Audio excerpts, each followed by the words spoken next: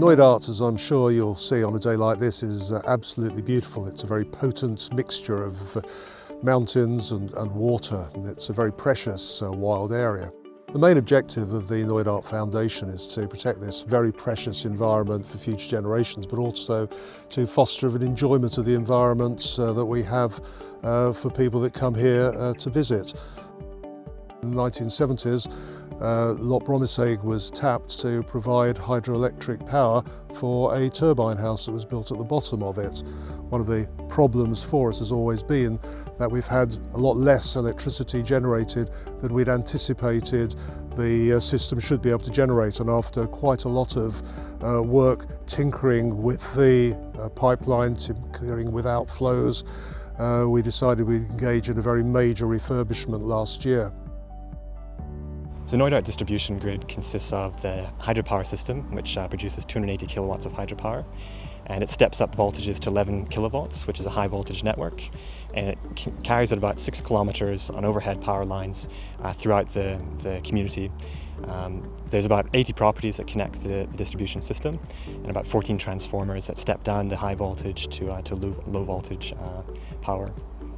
The power system would historically trip during periods of high demand, and this high demand periods would occur usually during Christmas and New Year periods when there was a large number of tourists coming into Knoydart.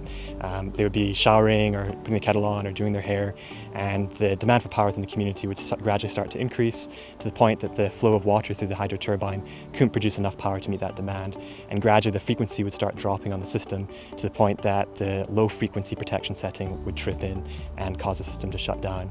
What we can now do with the Z-Link system is that we can now start shedding load and switching load off as the power starts going up in order to avoid the system frequency from reducing. So we looked at 3 different demand-side management systems. We went for the Z-Link system probably because of 3 different reasons. One was the fact that we could switch on frequency if we wanted to in the future.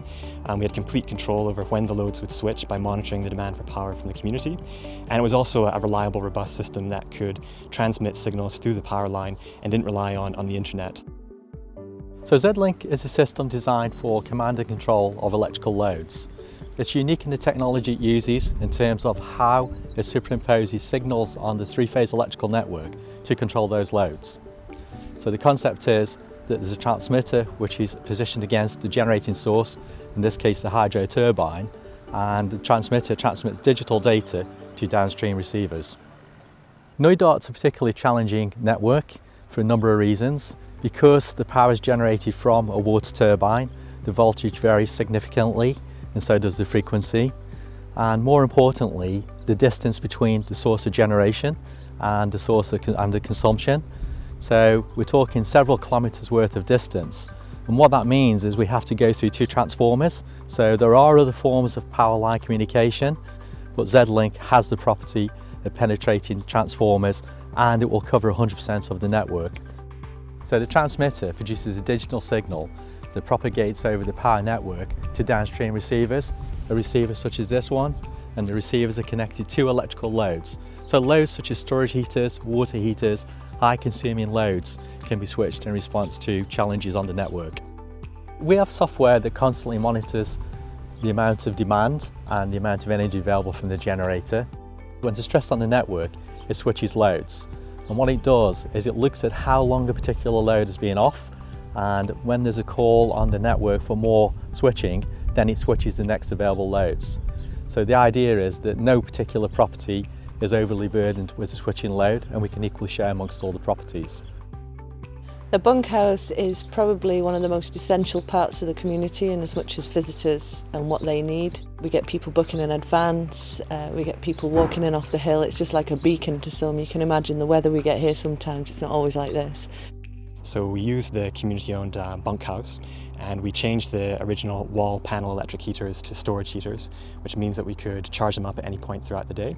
And then we integrated the Z-Link receiver switches, which means that if there's a constraint in power that occurs while the heaters are charging, we can then switch these receivers off and switch them back on again to finish the charge when the constraint has passed. This would provide a very smooth transition till we gained enough power for the storage heaters to kick back in. Constant source of energy is really important to the cafe, not just to the cafe, but for me, I live on Knoydart as well. To keep our rating high on TripAdvisor, we're #1 at the moment. A constant source of energy is crucial. You know, that if we were out for a few days, if it was planned, we would need to close. So then people would be slating us on TripAdvisor saying, you know, they're not even open in the summertime. Knoydart's a closed network, but it's an interesting network because it's a microcosm of what happens in the rest of the UK. The UK and many other networks around the world all have a similar problem to Knoydart. As we go forward in time, there's greater need for electrical consumption, there's more gadgets, there's more population, and it's a constant struggle for the generators to generate enough electricity to meet the demand. So the potential across the world and in the greater UK is for the lights to go out, and very often we're only a small margin away from a potential tripping point. In the past, one of the brakes on development and indeed house building has been our inability to reliably provide power for new housing. Now we can countenance people buying their own plots, building their own houses through self-build, confident that we can provide them with electricity.